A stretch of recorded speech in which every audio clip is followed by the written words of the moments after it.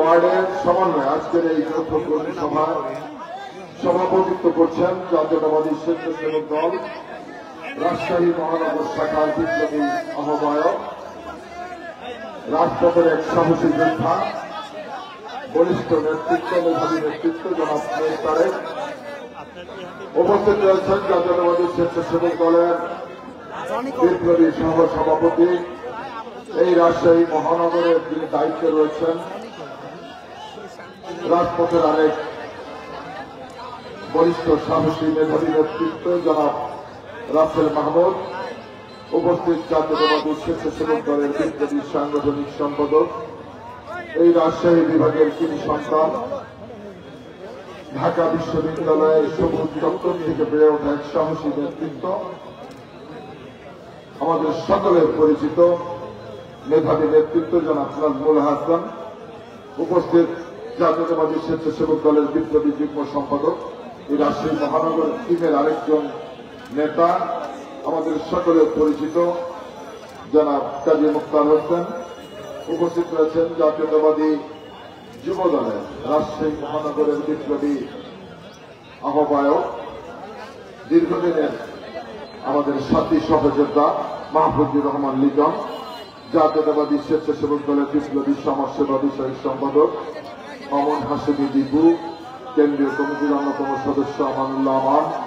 উপস্থিত রয়েছেন রাজশাহী মহানগর জাতীয়তাবাদী স্বেচ্ছাসেবক দলের বিপ্লবী সদস্য সচিব সাবেক ছাত্র নেতা জনি এবং জাতীয়তাবাদী স্বেচ্ছাসেবক দল রাজশাহী মহানগরের সাবেক সভাপতি জাকির হোসেন রিমন সহ জাতীয়তাবাদী স্বেচ্ছাসেবক দল রাজশাহী মহানগরের সম্মানিত যুগ্ম আহ্বায়ক বৃন্দ, সম্মানিত সদস্যবৃন্দ এবং অন্যান্য সংগঠনের নেতৃবৃন্দ, বিএনপির উপস্থিত নেতৃবৃন্দ এবং পার্শ্ববর্তী জেলা থেকে আগত জাতীয়তাবাদী স্বেচ্ছাসেবক দলের নেতৃবৃন্দ, সকলকে আমার ব্যক্তিগত পক্ষ থেকে, আমার প্রাণের সংগঠন জাতীয়তাবাদী স্বেচ্ছাসেবক দলের পক্ষ থেকে, প্রিয় নেত্রী দেশনেত্রী বেগম খালেদা জিয়ার পক্ষ থেকে এবং আমাদের সাংগঠনিক অভিভাবক বিএনপির ভারপ্রাপ্ত চেয়ারম্যান জনাব তারেক রহমানের পক্ষ থেকে আপনাদের সকলকে জানাচ্ছি রক্তিম শুভেচ্ছা এবং বিপ্লবী অভিনন্দন।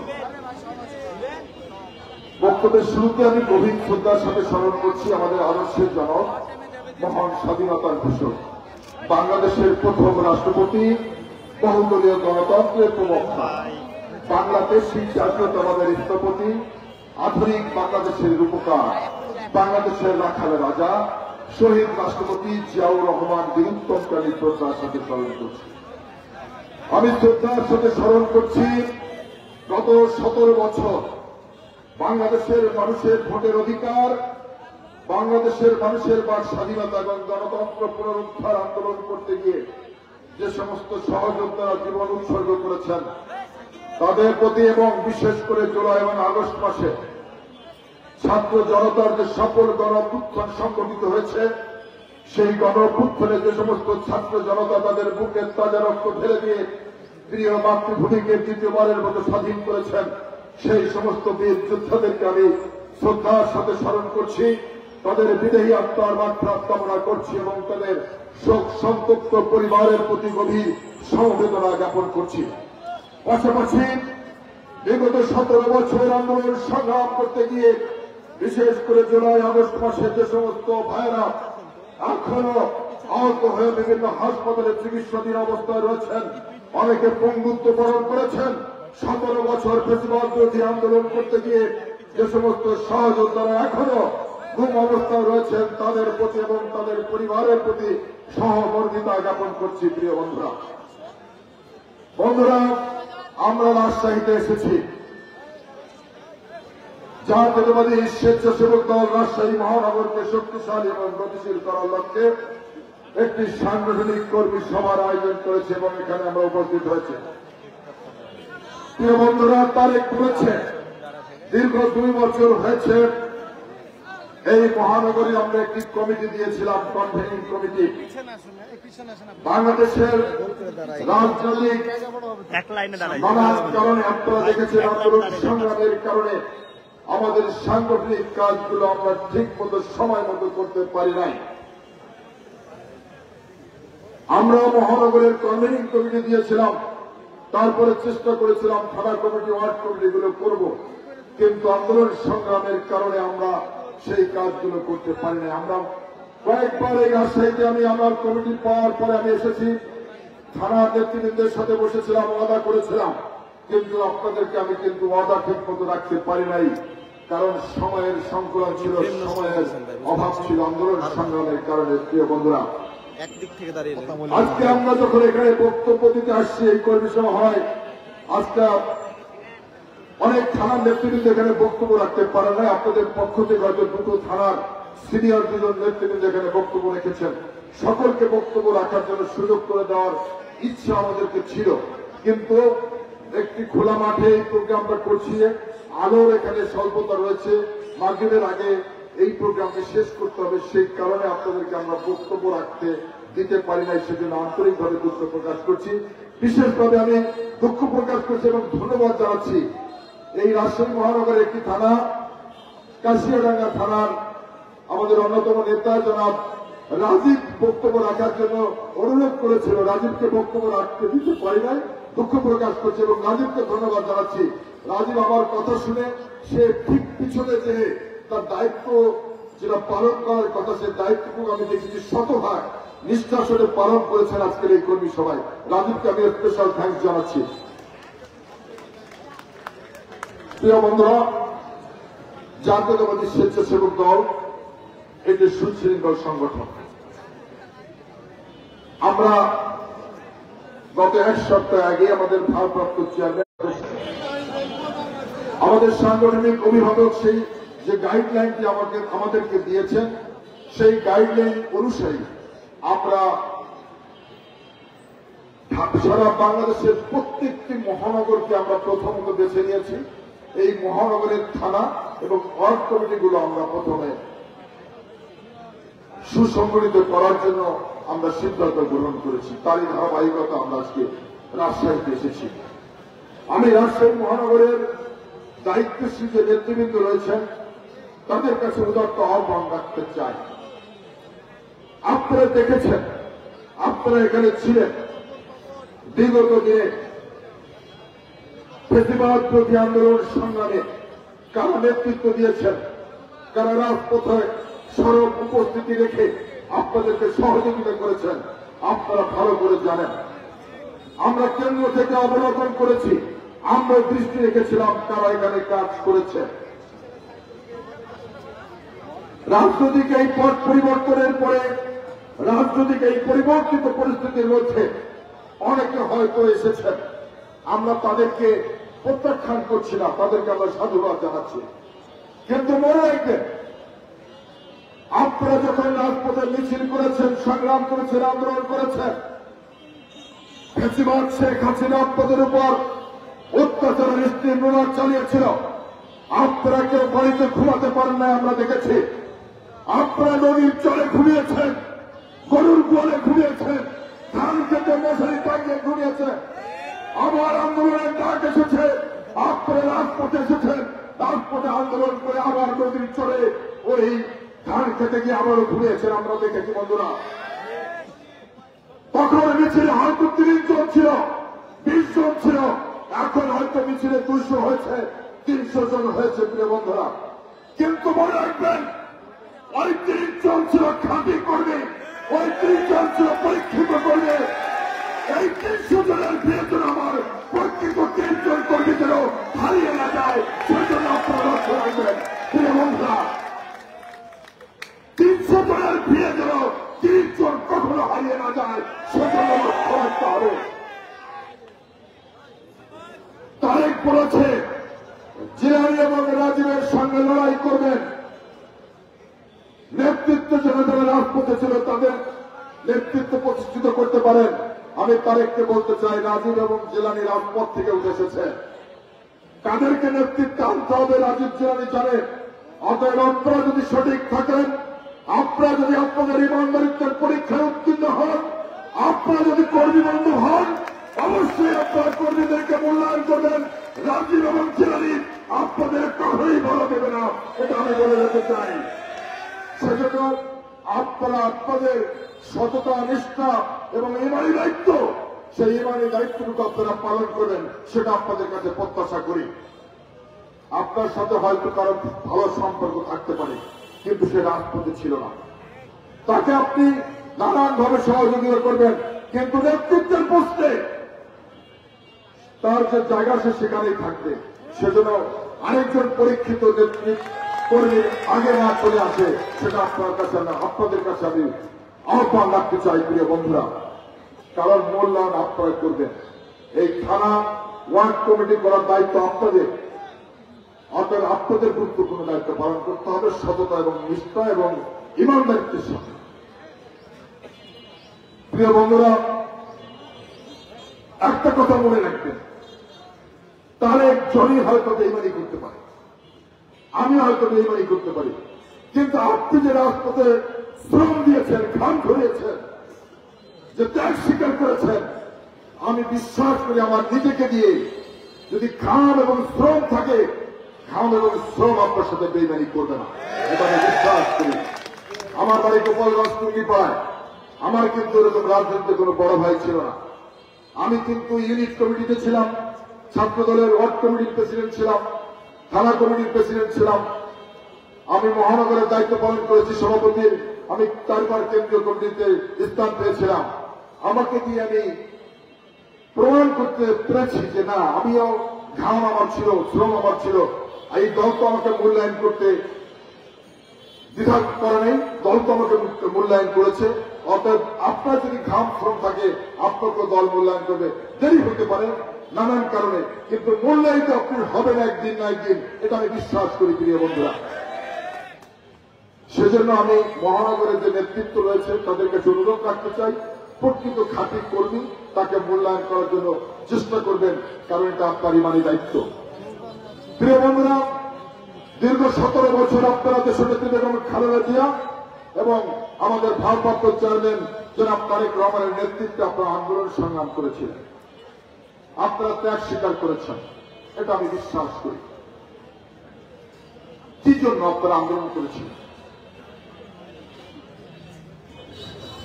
টেন্ডারবাজি করার জন্য আন্দোলন করেছিলেন? চাঁদাবাজির জন্য আন্দোলন করেছিলেন? দখলদারিত্বের জন্য আন্দোলন করেছিলেন? দুর্নীতি করার জন্য আন্দোলন করেছিলেন? না।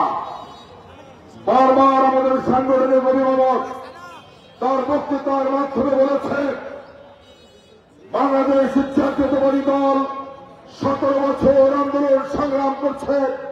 বাংলাদেশ জাতীয়তাবাদী দলের প্রত্যেকটি নেতা কর্মীদেরকে সাথে নিয়ে, বাংলাদেশের সাধারণ মানুষকে সাথে নিয়ে এই লড়াইটা করেছিল।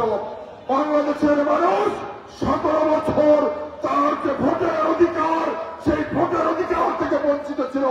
সেই ভোটের অধিকার প্রতিষ্ঠার জন্য জাতীয়তাবাদী দল দেশনেত্রী বেগম খালেদা জিয়া, দেশ নায়ক তারেক রহমানের নেতৃত্বে আন্দোলন সংগ্রাম করেছিল। প্রিয় বন্ধুরা, বাংলাদেশের মানুষ 17 বছর মাঠে ঘাটে পথে দল করে চার দোকানে বসে মন খুলে স্বাধীনভাবে তার মনের কথা ব্যক্ত করতে পারত না। অর্থাৎ মানুষের বাক স্বাধীনতা হরণ করেছিল শেখ হাসিনা। বাংলাদেশের মানুষ 17 বছর, বিএনপি নেতৃবৃন্দ 17 বছর বাংলাদেশের মানুষের বাক স্বাধীনতা ফিরে পাওয়ার জন্য লড়াই এবং সংগ্রাম করেছিল। প্রিয় বন্ধুরা, বাংলাদেশের মানুষের যে হারানো গণতন্ত্র, সেই গণতন্ত্র পুনরুদ্ধারের জন্য আপনারা লড়াই করেছিলেন, সংগ্রাম করেছিলেন। প্রিয় বন্ধুরা, মনে রাখবেন, আমাদের যে অভিষ্ট লক্ষ্য, আমাদের যে কাঙ্ক্ষিত লক্ষ্য, বাংলাদেশে একটি অবাধ এবং নিরপেক্ষ নির্বাচনের মধ্য দিয়ে রাষ্ট্রের মালিক জনগণ সংবিধান স্বীকৃতি দিয়েছে। সেই রাষ্ট্রের মালিক জনগণ তার ভোটের অধিকার প্রয়োগের মধ্য দিয়ে যাকে খুশি তার পছন্দ মতো ব্যক্তিকে ভোট দিয়ে যাকে নির্বাচিত করবে, সেই নির্বাচিত প্রতিনিধিদের দিয়ে একটি সংসদ গঠিত হবে। সেই সংসদ তাই রাষ্ট্র পরিচালনা করবে। এটাই বিএনপি চায়, এটাই খালেদা জিয়া চায়, এটাই তারেক রহমান চায়। বন্ধুরা আমার, বিএনপি কখনোই পিছনের দরজা দিয়ে ক্ষমতায় যাওয়ার জন্য কখনোই ইচ্ছা পোষণ করে নাই। বাংলাদেশের মানুষের ভোটের মাধ্যমেই বিএনপি ক্ষমতা যাওয়ার ইচ্ছা পোষণ করে। প্রিয় বন্ধুরা, আমরা এখনো আমাদের সেই কাঙ্ক্ষিত লক্ষ্যে পৌঁছতে পারি নাই। সেজন্য আপনাদেরকে অত্যন্ত সতর্ক এবং সজাগ থাকতে হবে প্রিয় বন্ধুরা। কারণ বাংলাদেশের সব থেকে জনপ্রিয় এবং বৃহৎ রাজনৈতিক দলের সদস্য আপনি। রাজনীতির এই পট পরিবর্তন এবং পরিবর্তিত পরিস্থিতির মধ্যে বিএনপির একজন কর্মী হিসেবে আপনার উপরে অনেক দায়িত্ব বর্তায়। সমাজের মানুষ, দেশের মানুষ আপনার কাছে অনেক কিছু আশা করে, অনেক কিছু প্রত্যাশা করে প্রিয় বন্ধুরা। সেজন্য আপনাদের কাছে বলতে চাই, মানুষের কষ্টের কারণ হয়, মানুষ যাতে বিরাট ভাজন না হয়, মানুষের চলাচলে কোনো বিঘ্ন সৃষ্টি না হয়, সেজন্য আপনারা সবাই, আপনি যখন চলাচল করবেন সজাগ থাকবেন, আপনি যখন রাস্তা দিয়ে হাঁটবেন খেয়াল রাখবেন আপনার কারণে যেন সাধারণ মানুষ কোনো কষ্ট না পায়, সেদিকে আপনারা খেয়াল রাখবেন। প্রিয় বন্ধুরা, মনে রাখবেন আপনি এবং আমি এই দলের জন্য কিন্তু অপরিহার্য নয়। আপনার কোন অপকর্ম, আপনার কোন দুষ্কর্মের দায় কিন্তু দল কখনোই গ্রহণ করবে না। আপনি এবং আমি যেরকম দলের জন্য অপরিহার্য নই, কিন্তু মনে রাখবেন বাংলাদেশ জাতীয়তাবাদী দল অবশ্যই বাংলাদেশের জন্য, বাংলাদেশের স্বাধীনতা, সার্বভৌমত্ব, গণতন্ত্র, অখণ্ডতা রক্ষার জন্য অবশ্যই একটি অপরিহার্য রাজনৈতিক দল। সেজন্য আপনার এবং আমার কাজে দল বিব্রত বোধ করবে, দল ক্ষতিগ্রস্ত হবে, সেই কাজটা করা যাবে না। প্রিয় বন্ধুরা, বারবার আমাদের নেতা, আমাদের সাংগঠনিক অভিভাবক, বিএনপির ভারপ্রাপ্ত চেয়ারম্যান জনাব তারেক রহমান 5ই আগস্টের পরে জাতির সামনে অনেক বক্তব্য রেখেছেন। তার বক্তব্য নিয়ে আজ পর্যন্ত কোন সমালোচনা করতে পারে নাই, আপনারাও দেখেছেন। অর্থাৎ তারেক রহমানকে বাংলাদেশের মানুষ গ্রহণ করেছে, future leaders of nation Tarique Rahman. সেজন্য আমার এমন কোন কাজ তারেক রহমানকে বিব্রত করে সেই কাজটা করা কি উচিত? সেজন্য আপনাদের কাছে উদাত্ত আহ্বান রাখতে চাই, বিবেকের কাছে প্রশ্ন রাখবেন, বুকে হাত রাখবেন। কোন কাজটি করলে ভালো হবে, কোন কাজটি করলে খারাপ হবে, ভালো কাজটি করবেন, মন্দ কাজটি বর্জন করবেন, এটাই তো হওয়া উচিত। আমরা এমন একজন মানুষের রাজনৈতিক দল করি, এমন একটি আদর্শে বিশ্বাস করি, আমাদের আদর্শের জনক শহীদ রাষ্ট্রপতি জিয়াউর রহমান। জিয়াউর রহমান সম্পর্কে আপনাদেরকে জানতে হবে। জিয়াউর রহমান সম্পর্কে অনেক বই আছে বাংলাদেশে, সেগুলো পড়তে হবে, জানতে হবে। জিয়াউর রহমানের যে সততা, নিষ্ঠা ছিল, যে দেশপ্রেম ছিল, সেগুলো আপনাদেরকে জানতে হবে। প্রিয় বন্ধুরা, সেখান থেকে শিক্ষা নিয়েই আমাদের রাজনীতি করতে হবে। রাসেল বলেছে, রাজনীতি যে গতানুগতিক যে ধারা ছিল, এই গতানুগতিক রাজনীতিক ধারা থেকে আমাদেরকে বের হয়ে আসতে হবে, রাজনীতিকে আধুনিকায়ন করতে হবে। অতীতিকত রাজনীতি থেকে আমরা যদি শিক্ষা গ্রহণ না করি, তাহলে কিন্তু ইতিহাসের আস্থা করে আমাদেরকে নিক্ষিপ্ত হতে হবে। প্রিয় বন্ধুরা, আমরা দেখলাম রাজনীতিক এই পট পরিবর্তনের পরে বাংলাদেশের কিছু রাজনীতিবিদ গ্রেপ্তার হয়েছে। তারা একটু পালিয়ে বাঁচার জন্য, তাদের অন্যায়, অত্যাচার, দুষ্কর্ম, দুর্নীতির কারণে তারা একটু পালিয়ে বাঁচতে চেয়েছিল। প্রিয় বন্ধুরা, আমরা দেখেছি হাজার কোটি টাকার মালিক, বাংলাদেশের অনেক বড় ব্যবসায়ী তার সাদা চুল কলম দিয়ে কালো করেছিল বেঁচে থাকার জন্য। আমরা দেখেছি তার সুন্দর দাড়ি, মুখের সেই দাড়িটাকে সে কেটে ফেলেছে একটু বেঁচে থাকার জন্য। আমরা দেখেছি একজন হাজার কোটি টাকার মালিক 80 টাকার লুঙ্গি পরিধান করেছে, 60 টাকার গেঞ্জি পরিধান করেছে। আমরা দেখেছি যখন তাকে ওই আদালতের কাঠগড়ায় দাঁড়িয়েছে, মানুষ তাকে ডিম নিক্ষেপ করেছে।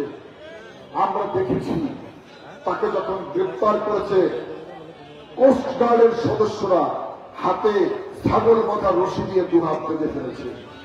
আমরা দেখেছি তাকে যখন জেল হাজতে নিয়েছে, কয়েদিরা তারা চোর চোর বলে ধ্বনি দিয়েছে।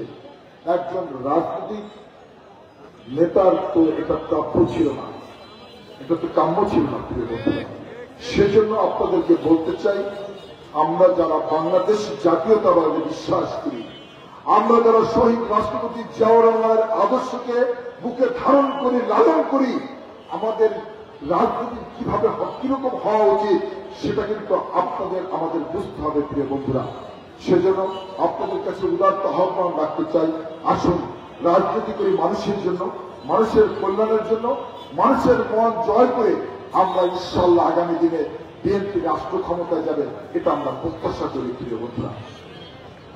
প্রিয় বন্ধুরা, আপনারা যারা এখানে বসে আছেন, দীর্ঘ 17 বছর আপনারা অনেক ত্যাগ স্বীকার করেছেন। এখানে যারা বসে আছেন সবাই একাধিক মামলার আসামি, একাধিকবার কারাবরণ করেছেন। আপনারা দিনের পর দিন রিমান্ডের নামে অমানসিক নির্যাতন ভোগ করেছেন। আন্দোলনের সময় আমি একটু আগে বলেছি, মাঠে ঘুমিয়েছেন, ধান খেতে ঘুমিয়েছেন, এটা আপনারা ত্যাগ স্বীকার করেছেন, সেটা তো। কিন্তু মনে রাখবেন, আপনাদের থেকেও অনেক বেশি ত্যাগ স্বীকার করেছে জিয়া পরিবার, আমার প্রিয় নেত্রী দেশনেত্রী বেগম খালেদা জিয়া, আমাদের সাংগঠনিক অভিভাবক জনাব তারেক রহমান। সত্য না এটা? আপনার বয়স কত? আমার প্রিয় নেত্রী 80 বছর বয়সের একজন বৃদ্ধ মহিলা। শেখ হাসিনা শুধুমাত্র রাজনৈতিক প্রতিহিংসার কারণে প্রিয় নেত্রীকে একটি মিথ্যা মামলা দিয়ে 6 মাসের রায় দিয়ে 10 বছর কারাদণ্ড দিয়েছিল। প্রিয় নেত্রী 7 বছর কারারুদ্ধ ছিলেন। 2006 সালে ফখরুদ্দিন মঈনুদ্দিন যখন ক্ষমতা দখল করলেন দেশীয় এবং আন্তর্জাতিক চক্রান্তের মধ্য দিয়ে, তখন প্রিয় নেত্রীকে ক্ষমতাচ্যুত করেছিল। ফখরুদ্দিন মঈনুদ্দিন বারবার প্রিয় নেত্রীকে বলেছিল বাংলাদেশ থেকে বিদেশে চলে যাওয়ার জন্য বিমান প্রস্তুত করে রাখা হয়েছিল বিমানবন্দরে। প্রিয় নেত্রী সেদিন আপনাদের কথা চিন্তা করে, বাংলাদেশের মানুষের কথা চিন্তা করে ওই সিদ্ধান্ত নিয়েছিলেন কারাগারে যাব।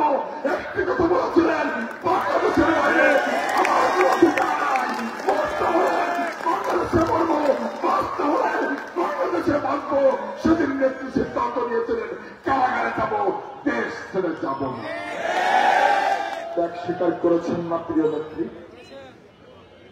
প্রিয় নেত্রী 40 বছরের স্মৃতি বিজড়িত বাড়ি থেকে শুধুমাত্র রাজনৈতিক প্রতিহিংসার কারণে শেখ হাসিনা প্রিয় নেত্রীকে তাকে এক কাপড়ে বের করে দিয়েছিল তার বাড়ি থেকে। আমরা দেখেছি না? বাংলাদেশের মানুষ অবাক দৃষ্টিতে অবলোকন করেছিল, বিশ্ববাসী দেখেছিল। মহান আল্লাহ রব্বুল আলামিন বিচার করেন, সঠিক সময়ে বিচার করেন। উনি হচ্ছেন উত্তম পরিকল্পনাকারী, উনি হচ্ছেন উত্তম ফয়সালাকারী। প্রিয় বন্ধুরা, আমরা কি দেখলাম ইতিহাস? তুমি প্রিয় নেত্রীকে জোর করে রাজনৈতিক প্রতিহিংসার কারণে তার বাড়ি থেকে বের করে দিয়েছ, আর মহান আল্লাহ রব্বুল আলামিন তোমাকে এই দেশ থেকে বের করে দিয়েছিলেন। এটাও বাংলাদেশের মানুষ দেখেছে। প্রিয় বন্ধুরা, সেজন্য বলতে চাই, তারেক রহমান আমাদের শক্তির উৎস, যার বাবা রাষ্ট্রপতি ছিলেন, সেনাবাহিনীর প্রধান ছিলেন, যার মা 3 বারের প্রধানমন্ত্রী ছিলেন। অনেক শুনেছি তারেক রহমান দুর্নীতি করেছে, অনেক প্রোপাগান্ডা ছড়িয়েছে, চক্রান্ত হয়েছিল তারেক রহমানের বিরুদ্ধে। তারেক রহমান যাতে বাংলাদেশের স্বাভাবিক রাজনীতি করতে না পারে। 17 বছর শেখ হাসিনা বাংলাদেশটা বিশ্বে তন্ত্র করে খুঁজেছিল তারেক রহমানের দুর্নীতি খাওয়ার জন্য, কিন্তু শেখ হাসিনা সফল হয় নাই। তারেক রহমানের দুর্নীতি শেখ হাসিনা দেখতে পারে নাই। বন্ধুরা, আমরা শুনি ছাত্রলীগের সোনার ছেলেরা 2000 কোটি টাকার মালিক, কিন্তু যার বাবা রাষ্ট্রপতি, সেনাবাহিনীর প্রধান, মা 3 বারের প্রধানমন্ত্রী, তারেক রহমানের ঢাকা শহরে কোন হোল্ডিং নাম্বার নাই। আছে? তারেক রহমানের ঢাকা শহরে কোন হোল্ডিং নাম্বার আছে? কিন্তু তারেক রহমানের ছেলেগুলো তো পারতেন। তারেক রহমানের বিরুদ্ধে শেখ হাসিনা শত শত মিথ্যা মামলা দিয়েছিল রাজনৈতিক প্রতিহিংসার কারণে। তারেক রহমানের সেই মিথ্যা মামলায় যখন আদালত গ্রেপ্তারি পরোয়ানা জারি করেছে, সেই গ্রেপ্তারি পরোয়ানা ঢাকা শহরে কোন ঠিকানায় পাঠাবে আদালত ঠিকানা খুঁজে পায় নাই। প্রিয় বন্ধুরা, বাধ্য হয়ে শেখ হাসিনার আদালত ওই গ্রেপ্তারি পরোয়ানা শহীদ রাষ্ট্রপতি জিয়াউর রহমানের প্রত্যেক ভিটা ওই গ্রেপ্তারির বাড়িতে পাঠাতে বাধ্য হয়েছিল। প্রিয় বন্ধুরা, এটা হচ্ছে তারেক রহমান, যার শরীরে শহীদ রাষ্ট্রপতি জিয়াউর রহমানের রক্ত প্রবাহ। সে দুর্নীতি করতে পারে না। শতভাগ দেশপ্রেমিক একজন মানুষ তারেক রহমান। প্রিয় বন্ধুরা, সেজন্য বলতে চাই আমাদের শক্তির উৎস তারেক রহমান। তারেক রহমানকে বাঁচাতে হবে। তারেক রহমান বিব্রত বোধ করলে এমন কোন কাজ করা যাবে না প্রিয় বন্ধুরা। তারেক রহমান বাঁচলে বাংলাদেশ বাঁচবে, বাংলাদেশ জাতীয়তাবাদী দল বাঁচবে। এই দলটাকে বাঁচিয়ে রাখতে হবে বাংলাদেশের স্বাধীনতা, সার্বভৌমত্ব, গণতন্ত্র, অখণ্ডতা রক্ষার জন্য প্রিয় বন্ধুরা। সেজন্য আপনাদের কাছে বলতে চাই, এমন কোনো কাজ করবো না যে কাজটি করলে তারেক রহমান বিব্রত বোধ করলে এই কাজটা থেকে আমরা বিরত থাকবো, দূরে থাকবো। আমি আমার বক্তব্য দীর্ঘায়িত করছি না, শুধু বলতে চাই আসুন সবাই মিলে ঐক্যবদ্ধভাবে, ঐক্যবদ্ধ থেকে সকল ভেদাভেদ ভুলে গিয়ে ভ্রাতৃত্বের বন্ধনকে আরো অগ্রুত এবং মজবুত করে আগামী দিনের এই সংগঠনটাকে শক্তিশালী করি। কারণ ইতিমধ্যে আমরা লক্ষ্য করছি ষড়যন্ত্র শেষ হয় নাই, ষড়যন্ত্র চলমান।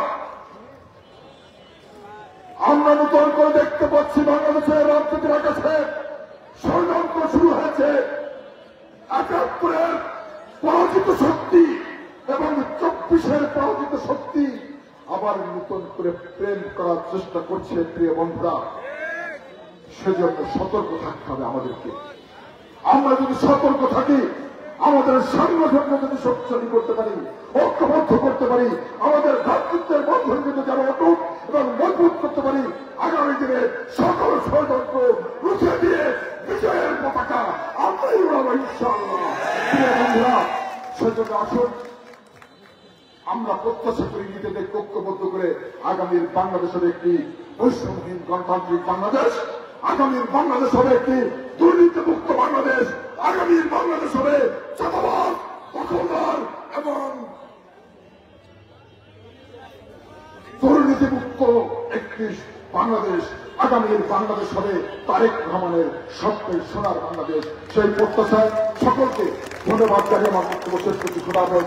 বাংলাদেশ জিন্দাবাদ, বাংলাদেশ জাতীয়তাবাদী স্বেচ্ছাসেবক দল জিন্দাবাদ, শহীদ জিয়া অমর হোক, দেশনেত্রী বেগম খালেদা জিয়া জিন্দাবাদ, দেশ প্রেমিক দেশ নায়ক তারেক রহমান জিন্দাবাদ, ধন্যবাদ, সকলকে ধন্যবাদ।